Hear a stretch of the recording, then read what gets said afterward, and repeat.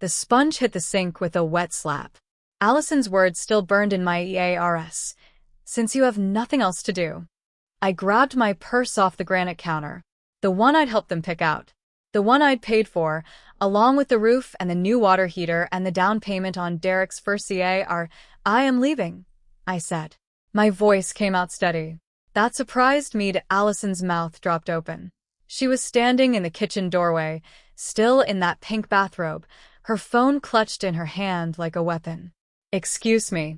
You can't just watch me. I walked past her. I didn't run. I didn't shuffle. I walked like I had somewhere to be. Because I did. Anywhere but here. You're being ridiculous, she yelled behind me. I have a headache. I need help. The bathrooms haven't even been touched. I kept walking. My shoes clicked on the tile floor. Then on the road wood. Then on the porch. Mom. Her voice cracked.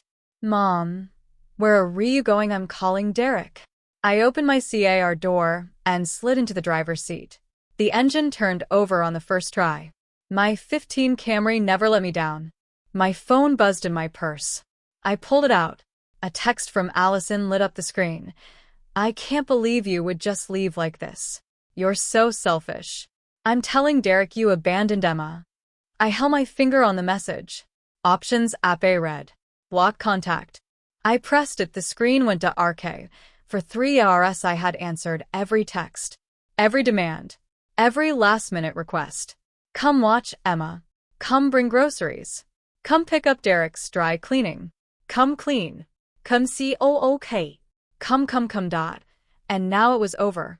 I sat in the driveway for a full minute. My hands were shaking on the steering wheel. I could still hear her voice in my head, that screech. Since you have nothing else to do. Nothing else to do. I had raised her husband alone after my husband died of a heart attack at 47. I had paid for Derek's college tuition by working double shifts at the hotel front desk. I had planned charity galas for 500 people while managing vendors who tried to cheat me. I had built relationships with every restaurant owner, every florist, every band leader in this town. I had built a career from nothing, and now I had nothing else to do. The TRS came then. Hot and fast. I let them fall. I didn't wipe them away. I sat in my car in my son's driveway, and I cried until my chest ached. Then I stopped. I wiped my face with the back of my hand. I looked at myself in the REA review mirror. Red eyes. Smut mắt gà già. A woman who had just been told she was worthless. I turned the steering wheel and pulled out of the driveway. I didn't go home.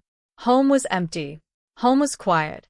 Home was a house with too many memories and not enough future. I drove to the Millbrook Diner. Diane was behind the counter when I walked in. She took one look at my face and poured me a cup of coffee. Black. 2 Suga RS. She knew my order. Sit, she said. And don't tell me nothing's wrong. I slid into the booth by the window. The vinyl cracked under me. I wrapped my hands around the water mug and tried to stop shaking. She told me I had nothing else to do. I said. Diane sat down across from me. She was 65, white hair pulled back in a clip, glasses hanging from a chain around her neck. She'd been waitressing here for 42 years. She'd seen it all. Who told you that, my daughter-in-law? She wanted me to clean her whole house. Every bathroom. Every floor. Vacuum the stairs. She said since I was retired, I had the time. Diane's jaw tightened. What did you say? I walked out. She nodded slowly. A small smile crept across her face. Good for you. I blocked her number. Even better. I took a sip of coffee. It burned my tongue. I didn't see I feel like I just lost my family. Diane reached across the table and squeezed my hand. Her fingers were rough from years of handling hot plates and wet glasses. You didn't lose them, Rida. You just found your backbone. And sometimes that makes people uncomfortable. I don't know what to do now. She leaned back. You remember who you are. Remember what you used to do before you became grandma. I used to plan events. Big ones. Weddings. Galas. Fundraisers. And you were the best at it.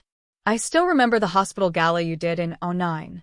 Made the front page of the Millbrook Gazette. I laughed. It was a wet, broken sound. That was 17 years ago. So what talent doesn't expire? My phone had stopped buzzing. I didn't check it.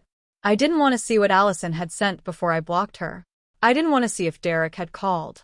You know, Diane said slowly. Mildred Harris was in here yesterday. She's the director at the community center. I know Mildred. She said their spring fundraiser is in trouble. Donations a re-down. Volunteers a re-quitting. They're going to have to cancel if someone doesn't step in. I looked up. She needs an event planner, Diane said. She needs someone who knows what they're doing. Someone who can turn a disaster into a party. My heartsta route beating faster. I haven't planned anything in months. So that's like riding a bike. You don't forget. I read at the dregs of my coffee. The brown liquid swirled in the bottom of the cup. I thought about Allison's face when she told me I had nothing to do. I thought about her laugh. That cruel, dismissive laugh. I'll call her. I said. Diane slapped the table. That's my girl. I finished my coffee and walked out of the diner. The sun had come out while I was inside. It was a clear RMARCH morning, the kind that made you believe in second chances, that I called Mildred from the parking lot. She picked up on the second ring. Tia Weller. To what do I owe the pleasure? I heard you need help with the spring fundraiser. There was a pause, then a loud exhale. I need a miracle. The BOA RD wants to triple donations this year. We've got 200 tickets already printed. No vengo. No catere. And our volunteer CEO, Redinator, just quit. I can do it. I can have everything ready in 10 days. 10 days, 9 if you say yes right now. She laughed. It was a tired laugh, but there was hope in it. I don't know how you'd pull that off. I pulled off the Children's Hospital Gala with 3 days' notice when the original planner walked out. I pulled off the mayor's wedding when the florist delivered the wrong flowers, and I redesigned the entire reception in 2 hours. I can do this. Come to my office, Mildred said. Now. I'll have the papers ready. I hung up and got back in my car.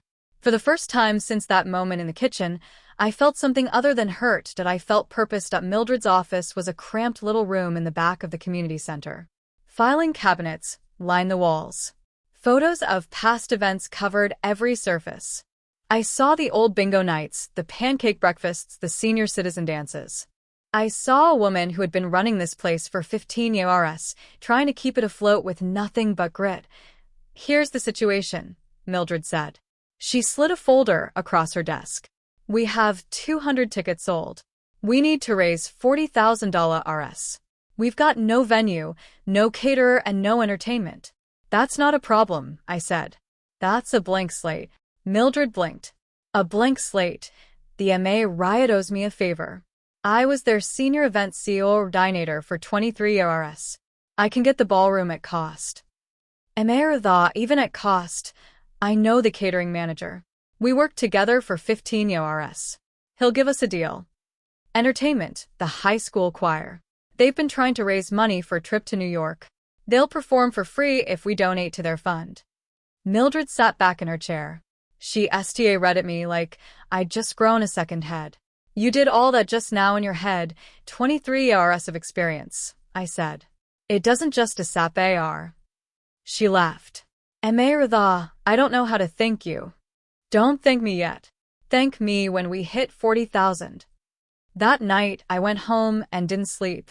I stayed up until 3 a.m. making calls. I reached out to every vendor I'd ever worked with. I called in favors. Asked for help. And every single person said yes. The florist remembered me. The rental company remembered me. The DJ I'd hired for 20 weddings remembered me. They remembered the woman who showed up early, stayed late, and never let a detail slip. They remembered me. By dawn, I had a venue, a caterer, a florist, a photographer, a DJ, and a choir. I had printed programs. I had designed a seating chart. I had a budget that worked. I poured myself a cup of coffee and sat at my kitchen table. The sun was rising over my back fence. The birds were singing. For the first time in 6 months, I felt alive. My landline rang. I let it ring 4 times before I picked up. Hello, Mom. Derek's voice. He sounded tired. Strained. Derek. Allison called me. She said you walked out. She said you abandoned Emma. I gripped the phone tighter. Emma was sleeping. Your wife wanted me to clean your entire house. She told me I had nothing better to do. She's been really stressed lately. The baby, the house I paid for. I said. The roof I paid for. The wedding I paid for. Don't tell me she's stressed. I've been stressed for 62 years, and I've never spoken to anyone the way she spoke to me. There was silence on the line. Mom, I'm not taking sides. Yes, you agree. You're taking her side by saying you're not taking sides. You're choosing to stay quiet while she treats me like hired help. That's a choice, Derek. It's a choice you're making. I just want everyone to get along. Then talk to your wife. Ask her what she said. Ask her why she thinks I'm useless just because I'm retired. And then call me back when you understand. I hung up, but I didn't cry this time. I was too tired. Too angry. Too focused that I had a fundraiser to plan that the next week was a blur. I was at the community center every morning by 6. I checked on the caterer, confirmed the rentals, interviewed volunteers, trained the ticket sellers. I designed the decorations myself. White roses and pale blue candles, simple and elegant. I worked like I'd never worked before. My body ached. My feet hurt. But every night, I went home and I smiled because I was doing something. Something important. Something that mattered. By the 5th day, we had sold another 80 tickets. The word had spread. People wanted to see what M.A. Weller was building. I ran into Susan at the grocery store. Susan was Allison's mother. A tall woman with perfect hair and a permanent look of judgment. M.A. Ritha, she said. Her voice was clipped. Cold, Susan. I heard about what happened at Derek's house. I'm sure you heard Allison's version. She's my daughter, M.A. Ritha. I'm going to believe her. I nodded. Of course you agree. And she's your daughter. Which means she rented her behavior somewhere. Susan's face went red. Excuse me. I said what I said. Your daughter told me I was worthless. She laughed at me. She made me feel small. And you want to know what I did? I walked away. I refused to be treated that way. That's what I did. Susan opened her mouth, but nothing came out. If you want to believe I'm the villain, go ahead. I continued. But everyone in this town knows me. Everyone knows what I've done for this community. They know I donated my time to the hospital, to the school, to the church. They know I raised a son alone and paid his way through law school. They know I was never late on a bill and never turned down someone in need. I took a breath. So, if you want to stand here and defend a woman who treats her mother-in-law like a maid, that's on you. But don't expect me to apologize for standing up for myself. Susan Sta read at me. Her face was pale. She didn't say anything. Did I push my CART past her and walked to the checkout line? That afternoon, I got a call from a number I didn't recognize. I almost didn't answer. Hello? M.A. Ritha, it's Allison. I stopped walking. I was in the middle of the parking lot at the RDWA store. Shopping bags hanging off my arm. Allison. I need to talk to you. In person. Please. Why? Because I owe you an apology. And you deserve to hear it face to face. I wanted to say no. I wanted to tell her she could keep her apology. But I heard something in her voice I'd never heard before. Humility. Real, genuine humility. Tomorrow. 10 in the morning. The Millbrook Diner. I'll be there. I hung up and stood in the parking lot for a long time. My hands were trembling. But this time it wasn't from anger. It was from hope. The next morning, I arrived at the diner 15 minutes early. I ordered coffee and sat in the same booth by the window.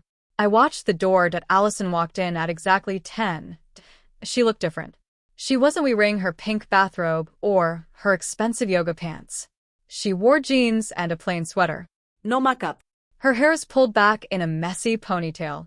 She looked like she hadn't slept. She sat down across from me. Diane came over and poured her a cup of coffee. Allison didn't touch it. I read the letter Derek sent you. She said it. I didn't respond. He showed it to me. I made him show it to me. He was going to hide it, but I knew something was wrong. Allison, let me finish. Please. I nodded. I've been thinking about what I said. About what I did. And I don't have an excuse. I can tell you I was stressed. I can tell you I was tired.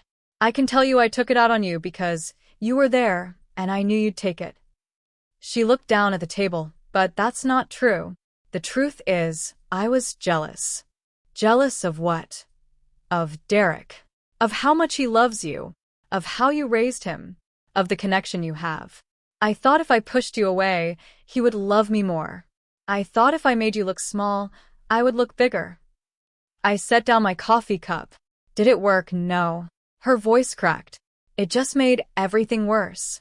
It made me worse. I was so mean, Emerida. I was so cruel. And I knew it. I knew it while I was doing it. But I couldn't stop.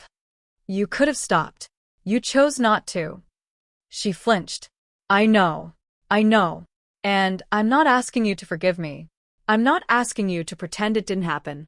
I just want you to know that I see it now. I see what I did. And I'm going to therapy. I'm trying to be better. I looked at her. Really looked at her. I saw the arcade circles under her eyes.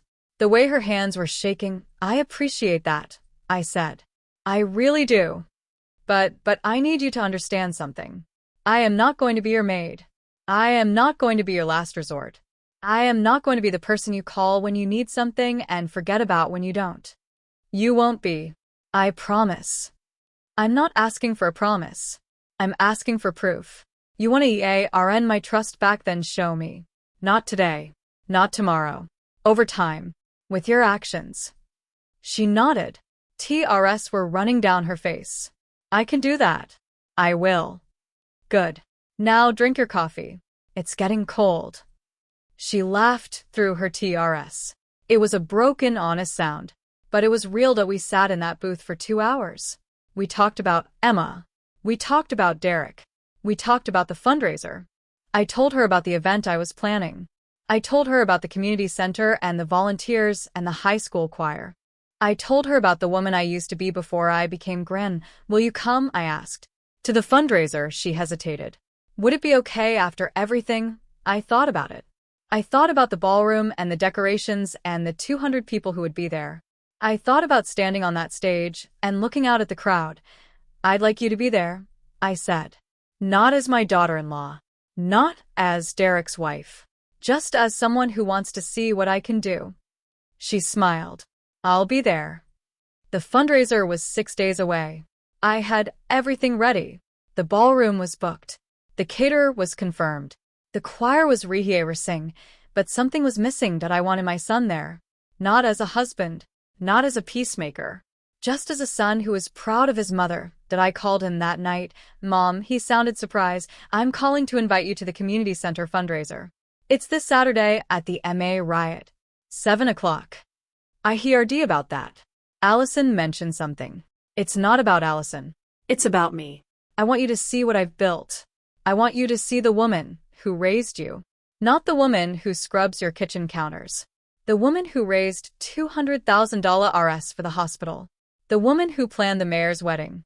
The woman who never gave up on anything in her entire life. Derek was quiet for a long time. I'll come, he said.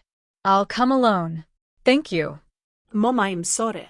For not saying anything. For not standing up for you. You're here now, I said. That's what matters. The morning of the fundraiser arrived like a gift I had wrapped myself.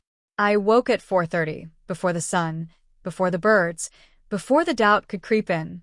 I lay in bed for exactly 3 minutes, STA ring at the ceiling, running the checklist through my head one final time. Ballroom. Check. Caterer. Check. Flowers. Check. Choir. Check. Seating. Check. Speech. Not yet. I needed to write the speech. I swung my legs out of bed and padded to the kitchen in my bare feet. The floor was cold against my soles. I liked it. It kept me awake. I poured myself a cup of coffee and sat at the table with a yellow legal pad and a pen that still had ink, and I wrote 3 words. Thank you for coming. Then I read at the page for 10 minutes. What do you say to 200 people who paid money to watch you work? What do you say to a town that showed up because they remembered who you used to be? What do you say to a son who came alone because his wife finally saw the damage she'd done? I wrote and erased.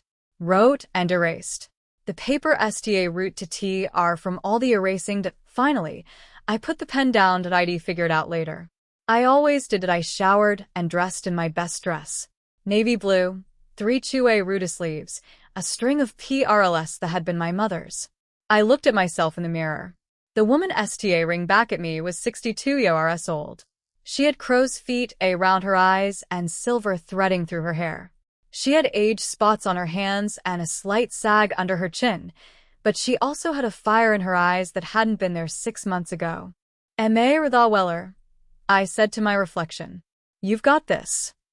The community center was empty when I arrived. The volunteers weren't due until 7. The caterer would arrive at 8. The florist at 9. The choir at 10. I had the place to myself. I walked through the ballroom, running my hand over the tables, checking the linens, adjusting the centerpieces. The white roses were perfect. The pale blue candles were evenly spaced. The silverware was polished. The napkins were folded into swans, just like I'd taught the volunteers.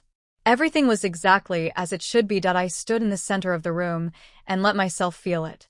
The quiet, the anticipation, the knowledge that I had built this from nothing in 10 days. 10 days of phone calls and spreadsheets and favors called in. 10 days of no sleep and too much coffee and the constant hum of fear are that I might fail, but I hadn't failed. Not yet. At 7, the volunteers route arriving. Ma Ree, the retired schoolteacher. Joe, the mechanic who played guitar, are on weekends. Linda, who ran the local bakery and had donated 3 dozen cupcakes. They all filed in, smiling, ready to work. Lynn, The place looks beautiful. Thank you, Ma Ree. I couldn't have done it without you. Oh, you could have, she laughed. But we're glad to help. By 8, the ballroom was alive with activity. The caterer set up the food station. The florist arranged the last of the centerpieces. The DJ tested his speakers. The volunteers set up the registration table and arranged the silent auction items. I moved through it all like a conductor leading an orchestra. A word here, a suggestion there, a hand on a shoulder to calm a nervous volunteer. At 9:30, my phone buzzed. A text from Diane. "You're going to knock, I'm dead. I'm on my way." I smiled and put the phone away. At 10, the choir arrived. 50 high school students in matching blue robes, their faces bright with nerves and excitement. Their teacher, Mr. Henderson, came up to me. "Mrs. Weller," he said, "thank you for this opportunity. The kids have been practicing every day for 2 weeks." "Thank you for being here," I said. "You're going to be wonderful." They set up in the corner of the ballroom, warming up their voices. The sound of 50 teenagers singing scales filled the room, and I felt my heart swell. This was what I lived for.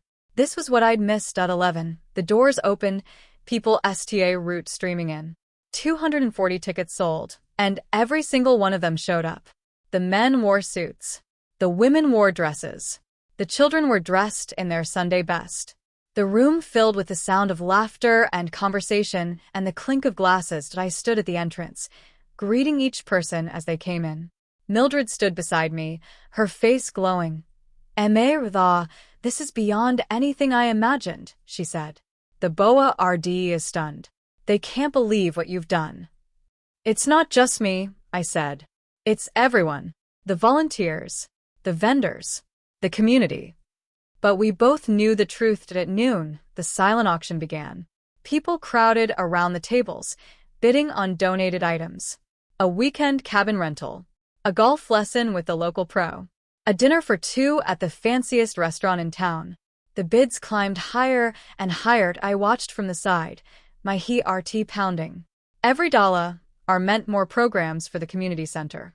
Every dollar meant I had done my job. At 1 I saw him. Derek was standing near the back of the room, alone, wearing the charcoal gray suit I'd bought him for his college graduation. He was scanning the crowd, looking for me. I walked over to him. "Mom." His voice was quiet. He looked nervous. "This place is packed. All 240 tickets sold," I said. "We might even sell standing room at the door." He shook his head slowly. "You did all this in 10 days, with a lot of help," I said. He looked around the room. At the centerpieces. At the decorations. At the silent auction. At the choir war mang up. At the crowd of smiling faces. Mom, this is incredible. I mean it. I've never seen anything like it. I didn't say anything. I just let him look. I've been thinking about what you said, he went on. About me taking sides. About me staying quiet. You were right. I didn't want to admit it, but you were right. Derek, let me finish. He held up his hand. I've been letting Allison run everything for ERS. I let her push you around. I let her talk to you like you were nothing. And I never said a word because it was easier than fighting with her. His eyes got wet. But that's not who I want to be. You didn't raise me to be a Kawe Road. You raised me to stand up for people. And I didn't stand up for you. I am sorry, Mom. I am so sorry. I reached out and took his hand. You're here now. That's what matters. Where's Allison? He asked. She's coming. She said she would. He looked surprised. She told me she wasn't sure if she should. She was worried you didn't want her here. She's my family, Derek. She always will be. But I need her to change. And she knows that. She's trying. He nodded slowly. She's been going to therapy. Did she tell you? She did. She's different, Mom. I don't know if she'll ever be perfect, but she's trying. That has to count for something. I squeezed his hand. It counts for a lot. At 2, the choir took the stage. Mr. Henderson raised his baton, and the room fell silent. 50 voices rose together, singing a song I hadn't heard in years. It was beautiful, full of hope, and I stood at the side of the stage, watching them, and felt TRS prickling behind my eyes. At 3, the auction ended. The final total was announced, $43,000 RS. 3,000 over the goal. The crowd erupted in applause. Mildred grabbed my arm. Emeritha. 43,000. We did it. I hugged her. We did. But the night isn't over yet. At 4, I saw Allison. She walked in through the main entrance alone, wearing a simple black dress and riding a small clutch. Her hair was down. She looked nervous but determined. I walked over to her. You came? I said. I told you I would. She managed a small smile. You know, I've never seen you like this. Doing something big. I used to do this all the time, I said. Before I became a grandmother. I wish I'd known you then. I looked at her. She was telling the truth. It's not too late to find out. She nodded. Then she looked at the room, the people, the decorations. You did all this, with a lot of help. No, I mean you. You planned all of this. You made it happen. I shrugged. It's what I do.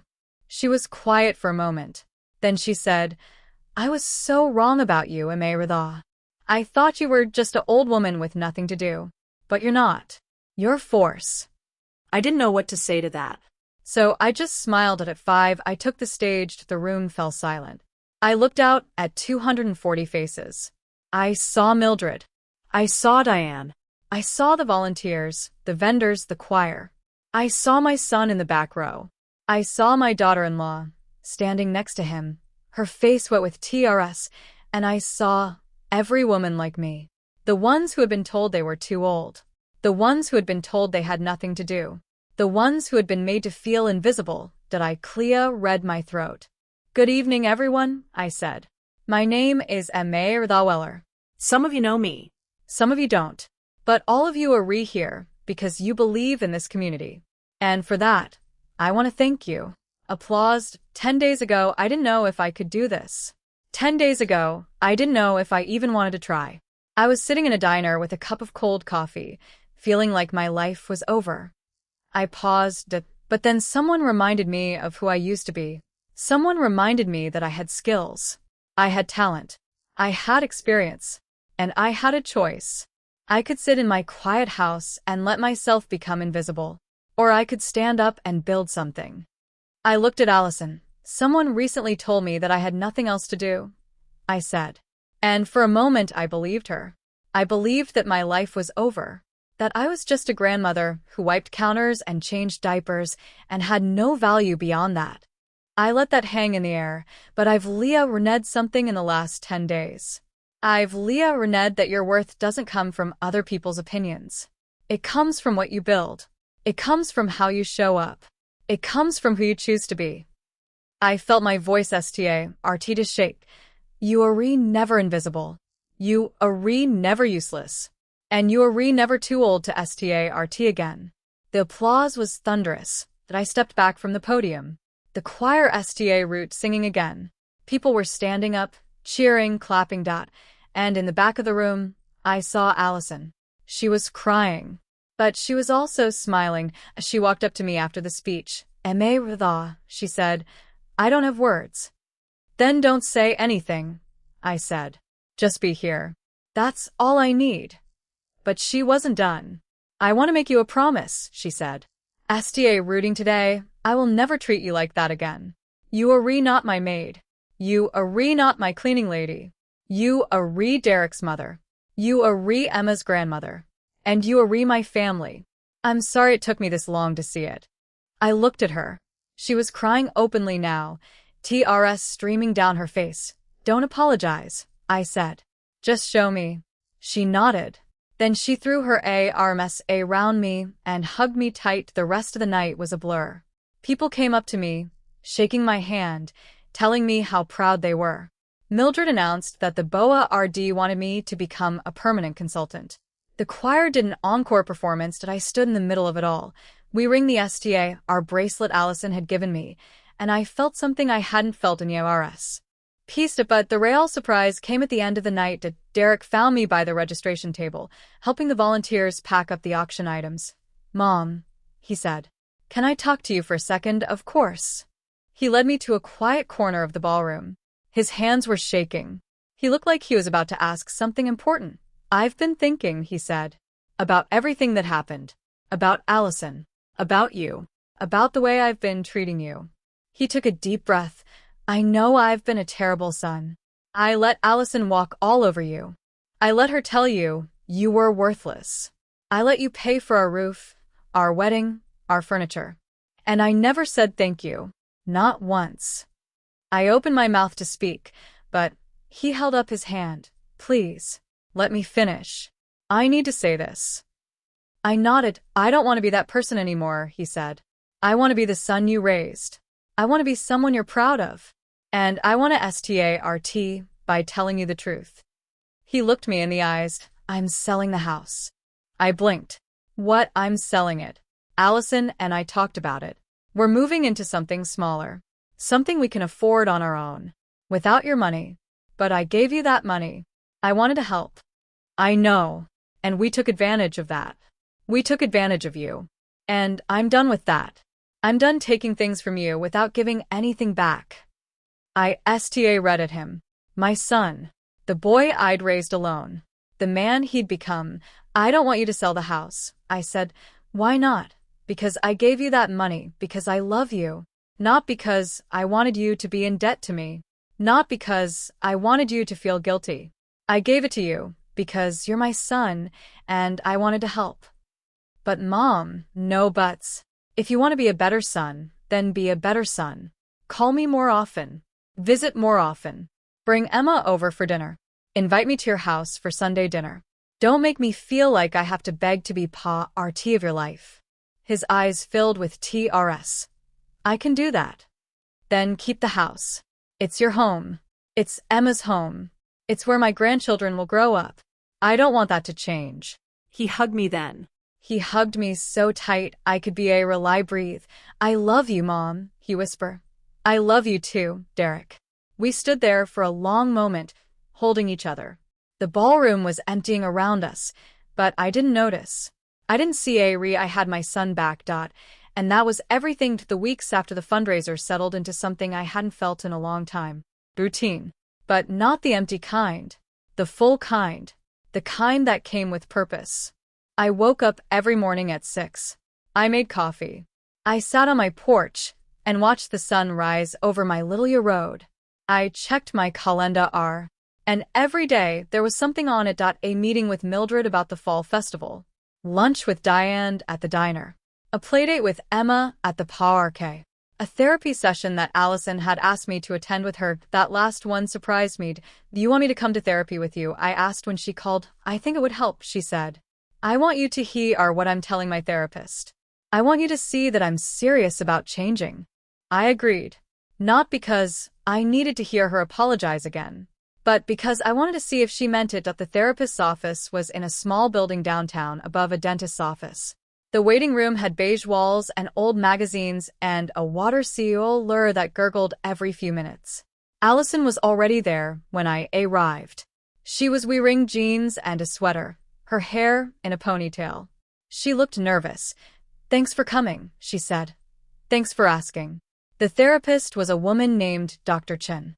She was in her 40s, with kind eyes and a calm voice. She asked us to sit across from each other. Allison has been telling me a lot about your relationship, Dr. Chen said. She sure read some things she's not proud of. But I think it's important for both of you to talk about what happened. Allison looked at her hands. I told her about the kitchen, about what I said, about the cleaning. I nodded. She also told me something else, Dr. Chen said. She told me she was jealous of you, of your relationship with Derek, of your career, of the respect you had in the community. Allison's face went red. I am. I'm working on it. But I was jealous. I thought if I could make you feel small, I would feel big. But it didn't work. It just made me feel smaller. I sat there listening. She was telling the truth. I could feel it. Allison, I need to ask you something. I said. She looked up. What do you want from me? Not what you wanted before. What do you want now? She thought about it for a long moment. I want to know you. The real you. The woman who plans fundraisers and PRL necklaces and doesn't take anyone's nonsense. I want to be friends, real friends, not just family, because we have to be. I'd like that, I said. Dr. Chen smiled. That's a good start. After the session, we walked out to the parking lot together. The sun was warm on our faces.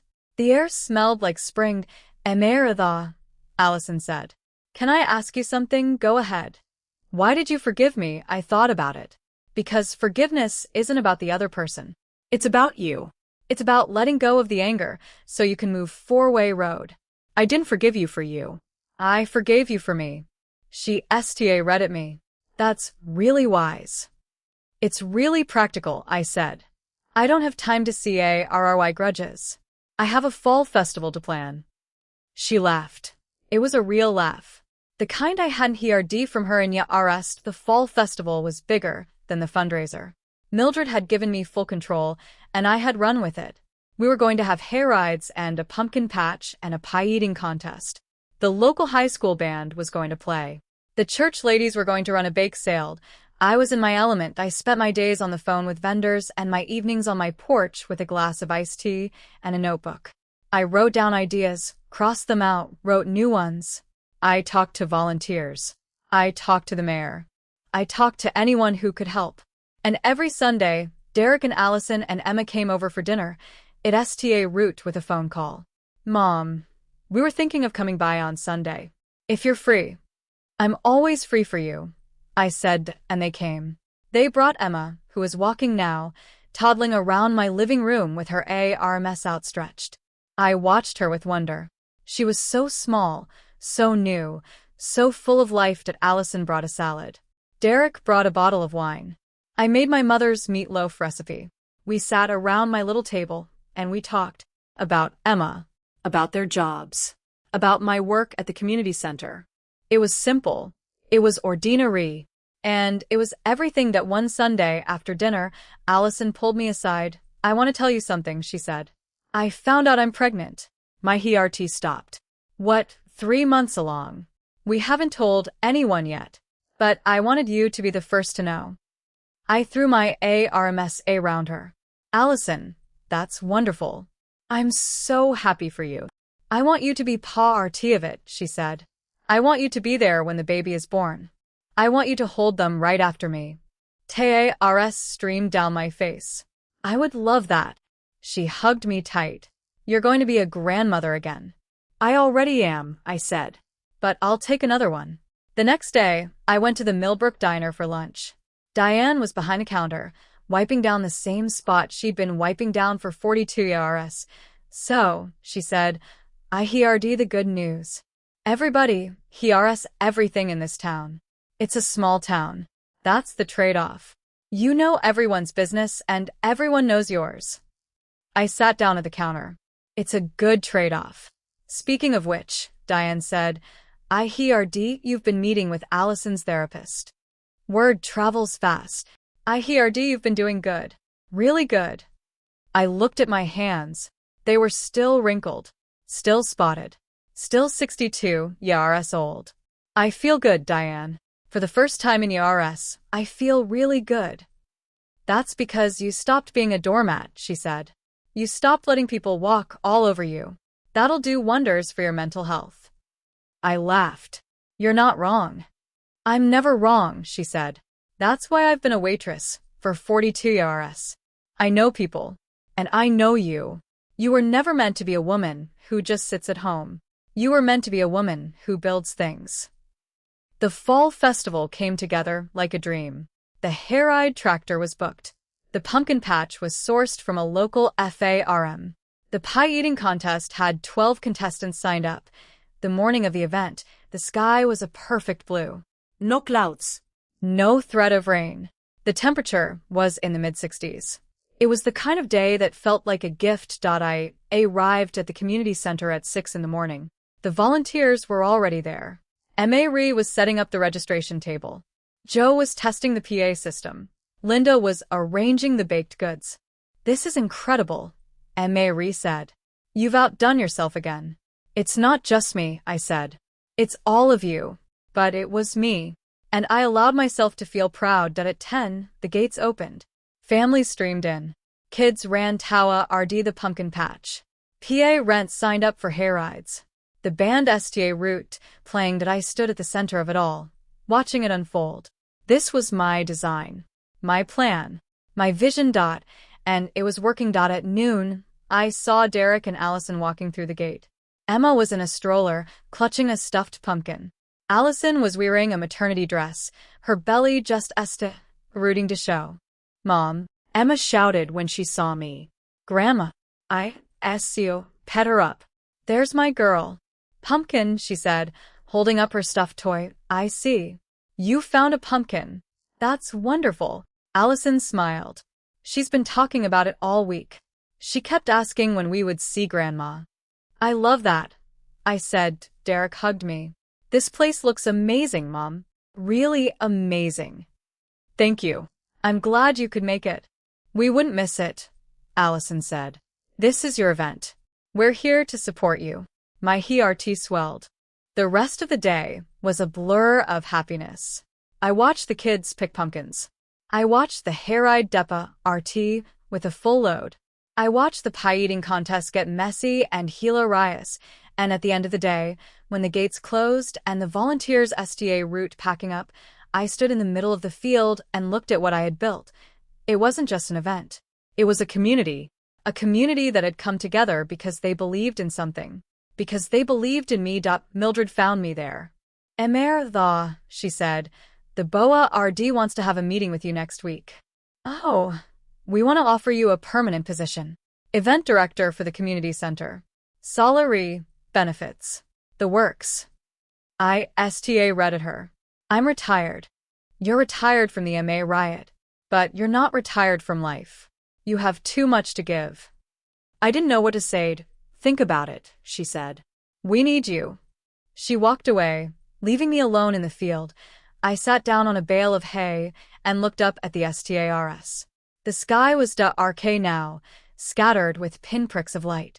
I thought about the last 6 months, about the kitchen, about Allison's cruel words, about the diner and Diane and the coffee that had Sta Root it all.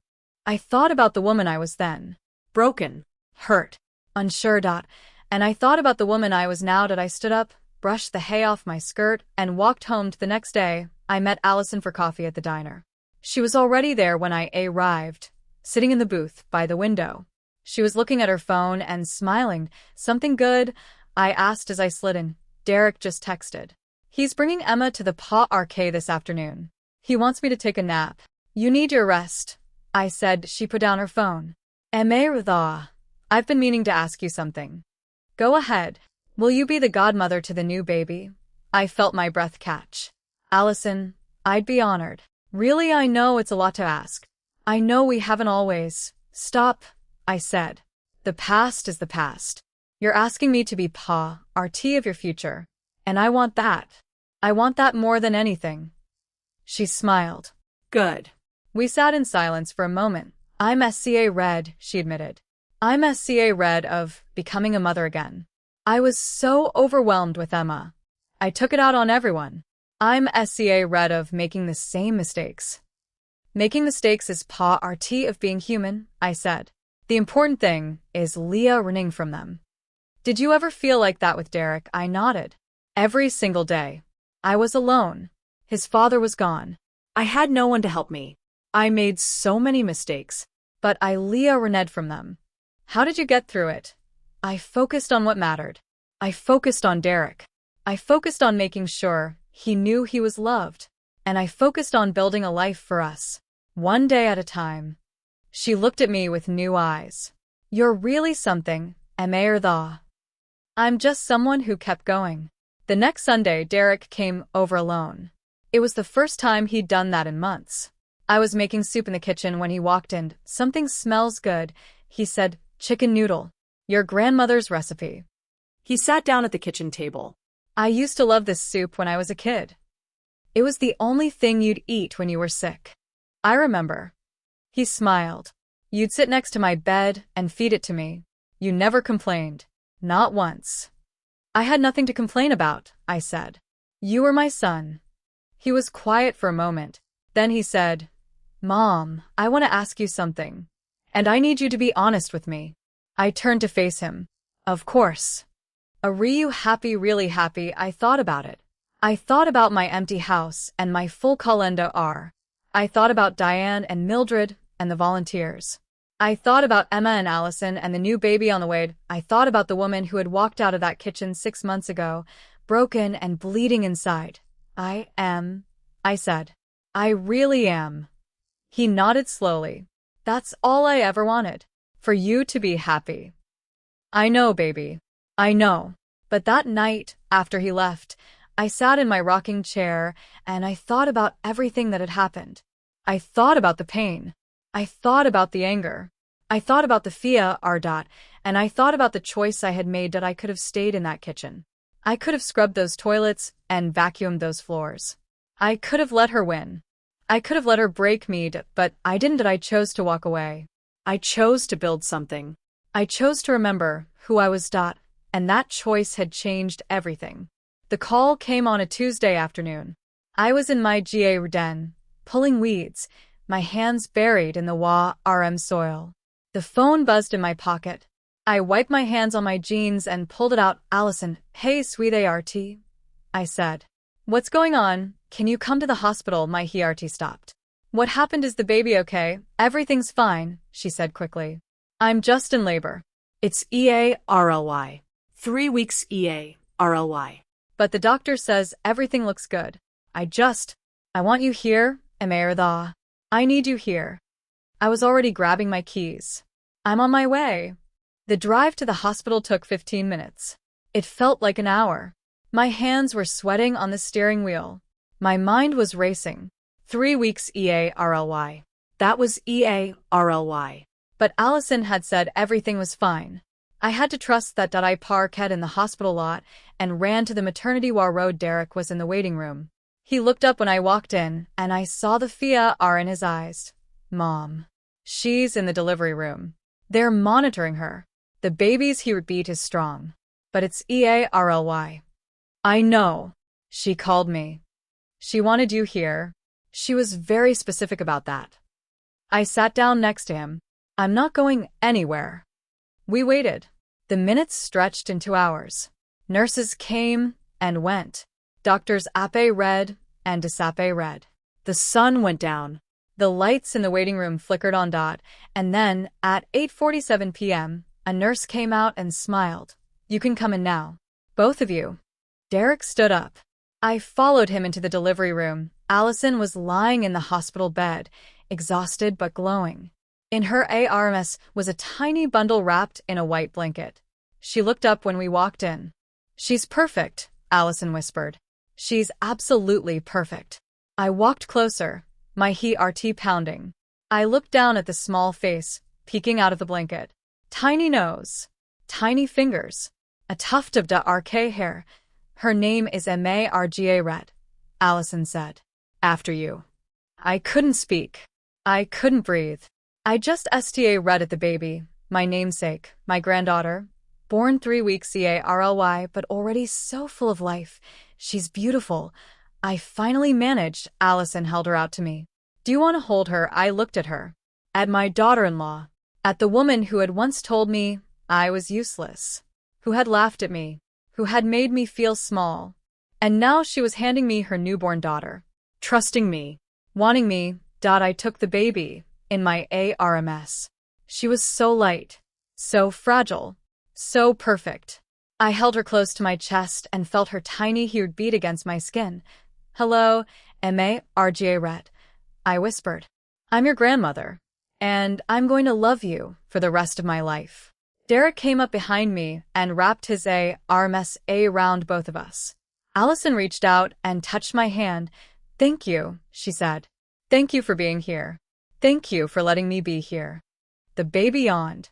It was the most beautiful thing I'd ever seen. That we stayed at the hospital that night. Derek and Allison slept in the room with Margaret. I slept in the waiting room chair, and I didn't see I was with my family. That was all that mattered. That the next morning I went home to shower and change. I was exhausted, but I couldn't sleep.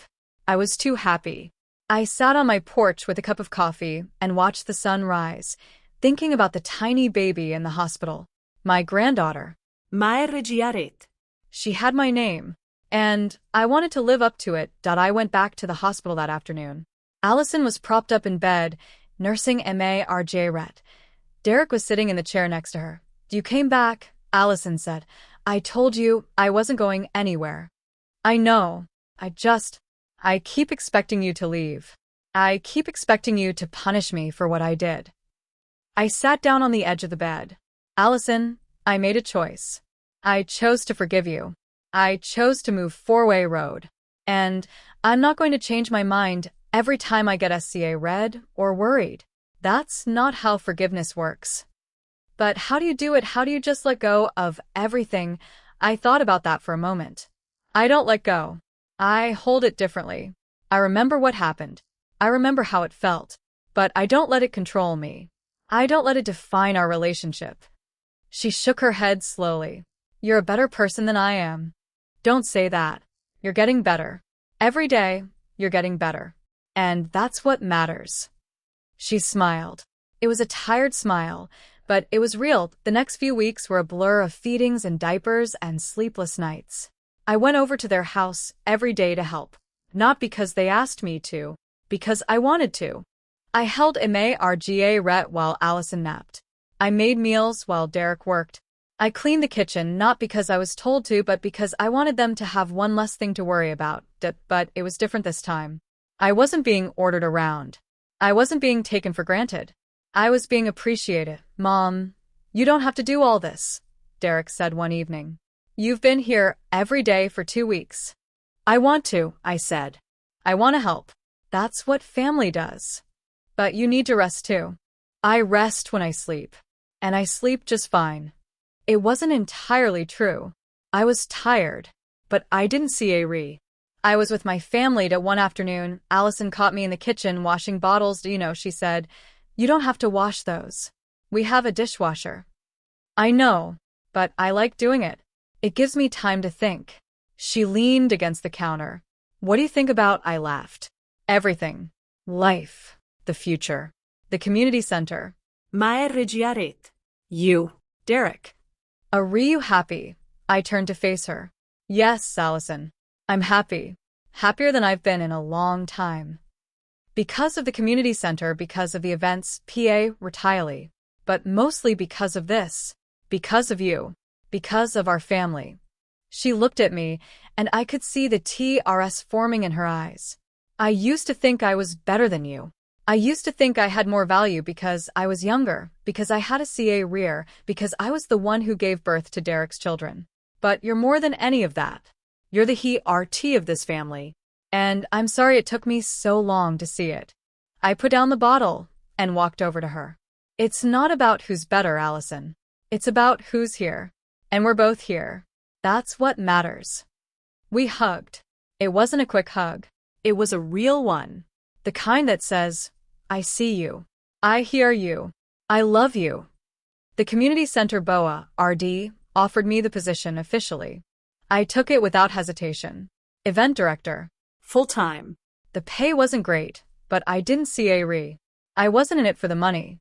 I was in it for the purpose that ISTA route planning the holiday gala. It was going to be the biggest event the community center had ever seen. The mayor was coming. The local business owners were coming. Everyone was coming. And I was going to make it perfect. At night, I would sit on my porch with my notebook and plan. Allison would sometimes join me, bringing a cup of tea and a tired smile. What are we working on? She'd ask. Seating cha or tea. I'd say. The mayor wants to sit NEAR the stage, but not to NEAR. He says it makes him uncomfortable. He's ridiculous. He's the mayor. Being ridiculous is RT of the job. We'd laugh. And we'd sit in the quiet, watching the STA arrest. One night, Allison said something that surprised me.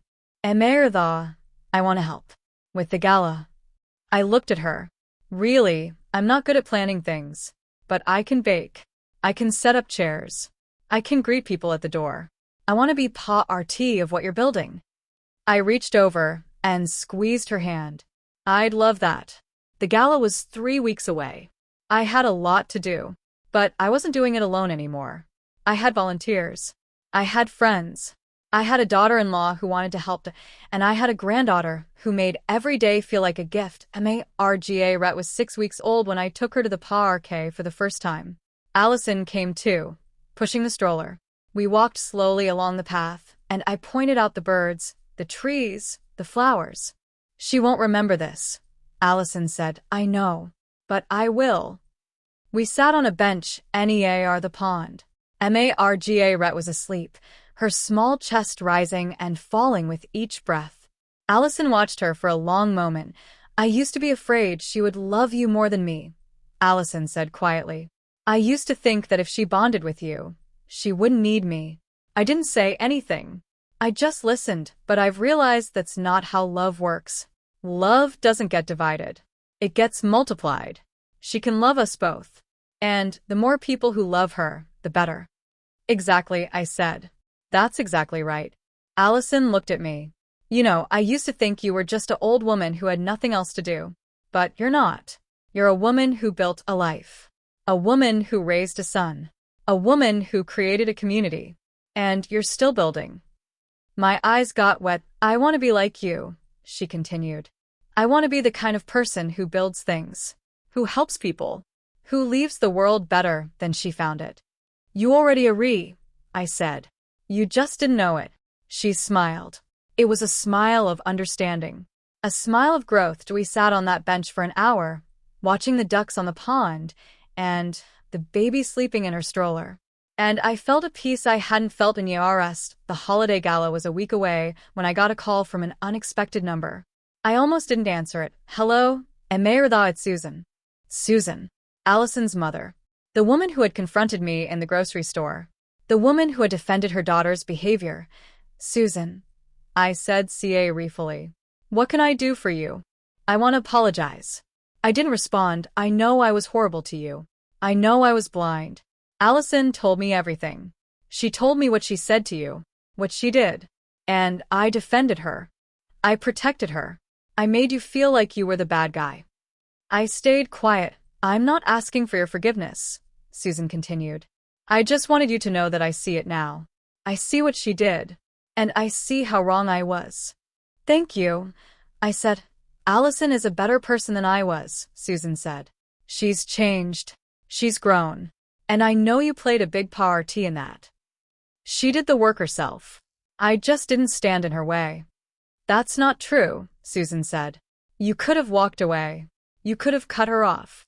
You could have made her feel as small as she made you feel. But you didn't. You gave her a chance. That takes grace. I didn't know what to say, Anyway, Susan said. I just wanted to tell you that I'm sorry. And if you ever need anything, I'm here. Thank you, I said. That means a lot. We hung up. I sat in my kitchen, STA ring at the phone, and thought about the power of change. Susan had been so sure of herself, so certain I was the villain. And now she was apologizing. People can change. I'd seen it with Allison. I'd seen it with Derek. And now I was seeing it with Susan. The gala was a success. Bigger than I'd imagined. 280 people came. The mayor gave a speech. The local business owners donated. The high school choir sang. The church ladies ran the bake sale, and I stood at the podium and looked out at the crowd. Thank you for coming, I said. Thank you for believing in this community. Thank you for believing in me. The applause was loud. After the event, I walked to the back of the room and stood in the corner, watching people mingle. Derek came up to me. Mom, that was incredible. I think it was one of our best ones yet. You say that every time, because it's true every time. Allison came over with Susan. Susan looked nervous. Aimee Radha, Susan said. I just wanted to say, I'm proud of you. I looked at her. Thank you, Susan. Mom, we're going to head home, Allison said. Marga Red is with a sitter, and we need to relieve her. Of course. Go. I'll clean up here. But Allison didn't leave. She stood there, looking at me, her eyes welling up. What's wrong? I asked. Nothing's wrong, she said. I wanted to tell you something. I'm listening. I know I've said it before, but I need to say it again. You are the most important person in my life. Not Derek. Not my mother. You. I blinked. Allison, let me finish. When I was pregnant with Marga Red, I was so SCA Red. I was SCA Red of being a bad mother. I was SCA Red of being a bad wife. I was SCA Red of failing. But you were there. You were always there. And you showed me that Fia R doesn't have to win. That you can be SCA Red and still be strong. I felt the TRS coming. I'm going to raise Marga Red to be like you, she continued. I'm going to teach her to be independent. To be strong. To know her worth. And to never let anyone make her feel small. I pulled her into a hug. You're already an amazing mother, Allison. You're already an amazing person. She hugged me back. Thank you for giving me a chance. Thank you for not giving up on me. That night, I drove home alone. The streets were quiet. The STARS were out. I thought about the journey I'd been on. From the kitchen to the diner. From the diner to the community center. From the community center to this moment. I thought about the woman I was when I walked out that door. Angry. Hurt. Broken. And I thought about the woman I was now. Strong. Whole. At peace. I pulled into my driveway and sat in the CAR for a moment. The porch light was on. I had left it on so I wouldn't come home to a RK house, but I wasn't coming home to a RK house anymore. I was coming home to a life that was full, a life that was mine. I walked inside and sat in my rocking chair. I looked around at the photographs on the walls. Derek's graduation, my wedding, my mother, and now a new one, the photo from the gala with all of us standing together. Derek, Allison, Susan, Emma, and Marga Red in my ARMS. I had built this. Not the house, not the furniture, the family, the connections, the love. And no one could take that away from me. The year turned like a page in a book. Summer gave way to fall, fall to winter, and winter to a spring that felt like the first one I had ever truly seen. Marga Red grew. She rened to roll over. She rened to sit up. She rened to grab things and put them in her mouth. Every milestone was a celebration. I was there for all of them. The community center thrived. Under my direction, we had tripled our programming. We had after-school activities for kids. We had exercise classes for seniors. We had food drives and clothing drives and blood drives. The center was no longer a place that was just surviving. It was thriving. And I was proud of that. But I was prouder of something else. Something that had nothing to do with events or budgets or BOA RD meetings. That I was proud of my family. Derek had become the son I always knew he could be. He called me every night. He came over for dinner every Sunday. He brought Emma and Marga Red and Allison, and we would sit around my little table and talk about everything and nothing. Allison had become the daughter I never knew I needed. She was the one who organized the Sunday dinners now. She was the one who made sure Emma had her favorite toys. She was the one who brought flowers to my house just because. She had changed. She had grown. And I loved her. Susan had become an unexpected friend. She sta root coming to the community center events. She volunteered at the bake sales. She even helped me plan the Easter egg hunt. I'm sorry it took me so long, she said one afternoon. We were folding tablecloths in the community center basement. It took all of us a long time, I said. We were all Leah running. The Easter egg hunt was a huge success.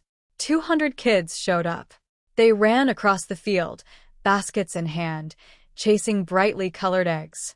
Emma was among them, 3 years old now, running with her little legs as fast as they would carry her. Marga Red was in a stroller, watching with wide eyes. Allison stood next to me, her arm linked through mine. Look at them, she said. They're so happy. Kids don't know how to be anything else, I said. They teach us how to be happy. She squeezed my arm. You taught me how to be happy. I looked at her. No, Allison. You taught yourself. I just showed you it was possible. The Spring Festival was my last event as director. I had decided to step down. Not because I was tired, not because I was done, but because I wanted to make room for someone else. For a younger generation. For new ideas. The BOA RD was sad to see me go. But they understood. You've built something amazing here, Mildred said at the BOA RD meeting. You've changed this community. I've changed myself too. I said the Spring Festival was beautiful. The weather was perfect. The flowers were blooming. The band was playing. The food was delicious. People came from all over town. I stood on the stage one last time to thank you for everything, I said. This community gave me a purpose. It gave me a reason to keep going. And it gave me a family. I will be forever grateful. The applause was long and loud. After the festival, the family gathered at my house. Derek. Allison. Emma. Marga Red. Susan. Diane. Even Mildred came. We sat in my backyard, eating leftovers and watching the sun go down. I have something to say, I said. They all turned to look at me. I took a deep breath. I've been thinking about what's next. I'm stepping down from the community center. But I'm not done working. I want to write a book. About everything that's happened. About the kitchen. About the fundraiser. About the journey. Derek looked surprised. A book, a memoir. For women like me. Women who have been told they're too old. Women who have been told they have nothing to do. Women who have been made to feel small. I want to tell them they're not alone. And I want to tell them they can build something too. Allison smiled. That's a great idea, Marga. You think so? I know so. Your story is powerful. It's going to help a lot of people. I felt tears in my eyes. I love you all. Every single one of you. I couldn't have done this without you. We couldn't have done this without you, Derek said. You showed us what strength looks like. The night grew dark around us. The stars came out one by one. We sat in the quiet, holding each other, knowing that we had something special. I sta root writing the book the next day. I sat at my kitchen table with my yellow legal pad and my pen. I wrote the first sentence. The sponge was still in my hand when she said it. I wrote for hours. I wrote about the kitchen. I wrote about the diner. I wrote about the fundraiser. I wrote about the gala. I wrote about the growth. I wrote about the forgiveness. And when I was done, I read it back to myself. I cried. I laughed. I felt every emotion all over again, but most of all, I felt gratitude. The book was published a year later. It became a local bestseller. People wrote to me from all over the country. Women who had been through the same things. Women who had been told they were invisible. Women who had found the courage to walk away and build something new. I answered every letter, every email, every message. I wrote back to them with the same message. You are not invisible. You are never too old. And you have so much to give. One woman wrote to me and said, I was about to give up. I was about to let them win. But then I read your book and I realized I could walk away too. I could build something of my own. Thank you for showing me that. I read that letter 4 times. Each time, I cried a little. Writer at Allison and I wrote a project together. A support group for mothers and grandmothers. We called it The Bridge because we were connecting generations. We met once a month in the community center. We talked about our struggles. We talked about our triumphs. We talked about how we could support each other. Derek joined the group as a guest speaker sometimes. He talked about what it was like to see his mother dismissed. He talked about what it was like to realize he hadn't stood up for her. He talked about what it was like to finally become the son she raised. Emma and Marga Ret grew. Emma sta-RT di kind-RT. Marga Ret sta root walking. They came to my house every Sunday, as they always had. I watched them play in my backyard and felt a love so deep it made my chest ache. Susan became a regular at our Sunday dinners. We had mended our relationship. She was no longer the woman who confronted me in the grocery store. She was a friend. I never thought we'd be here, she said one evening. I never thought we'd be friends. Life surprises you, I said. That's what makes it beautiful. Mildred retired from the community center. I attended her retirement party and gave a speech. I talked about how she had taken a chance on me, how she had believed in me, how she had changed my life. You're the reason I'm standing here today, I said to her. You opened a door when I didn't know I needed one. She hugged me. You walked through it yourself. On the anniversary of the day I walked out of that kitchen, I went back to Derek's house. Not to clean, not to watch Emma, just to visit it. Allison opened the door. She looked surprised to see me. I didn't know you were coming. Neither did I. I just felt like I needed to be here. She let me in. The house looked the same. The granite countertops, the bay window, the clock from Germany. But everything felt different. I walked into the kitchen. The same kitchen where I'd stood with a sponge in my hand. Where she'd told me I had nothing to do. Where I had walked out. Can I sit here? I asked, pointing to a chair at the kitchen table. Of course, Allison said. I sat down. She sat across from me. I think about that day a lot, I said. I think about what happened. What you said. What I did. Allison's face went pale. I'm so sorry. Don't apologize. That's not why I'm here. I'm here because I want to thank you. She blinked. Thank me, yes. If you hadn't said what you said, I might never have left. I might never have root the fundraiser. I might never have found my purpose. I might have stayed here and let myself become invisible. But I was horrible to you. I know. You were. But that horrible moment ended up being the best thing that ever happened to me. It pushed me to become who I was supposed to be. She read at me. Tears were streaming down her face. I don't understand how you can be so forgiving. I told you once. Forgiveness is for me, not for you. I let go of the anger so I could move 4-way road. And I'm glad I did, because if I hadn't, I wouldn't have this. I gestured around the room, at the house, at the photos on the wall, at the family that filled my life. I love you, Allison. I love you like my own daughter. And I'm grateful for you. She came around the table and hugged me. We held each other for a long time. I stayed for dinner that night. Emma and Marga Ret were there. Derek was there. Susan was there. We sat around the same table that had once been the site of so much pain. And we laughed. We talked. We ate. And I realized that this was what I had been fighting for all along. Not revenge. Not pride. Not proving I was right. Just this. A family that loved each other. A family that had been through the fire and come out stronger. After dinner, I walked out to the porch. The sun was setting. The sky was painted in shades of orange and pink. I sat in the rocking chair and listened to the sound of laughter from inside the house. Derek came out and sat next to me. Everything okay, Mom? Everything is perfect, I said. Absolutely perfect. He put his arm around me. I love you. I love you too, Derek. We sat in silence, watching the sky change colors. Mom, can I ask you something? Anything. What's the most important thing you've learned? From all of this, I thought about it. I thought about the pain and the healing.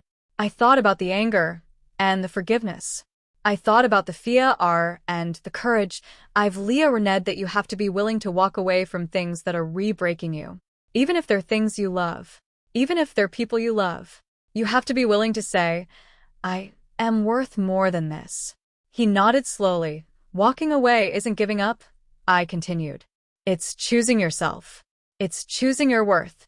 And sometimes that's the hardest choice you'll ever make. But it's also the most important. What if you're SCA red?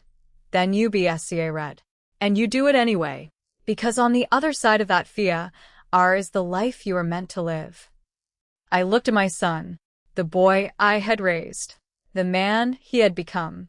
And I saw something in his eyes I hadn't seen in years. Pride.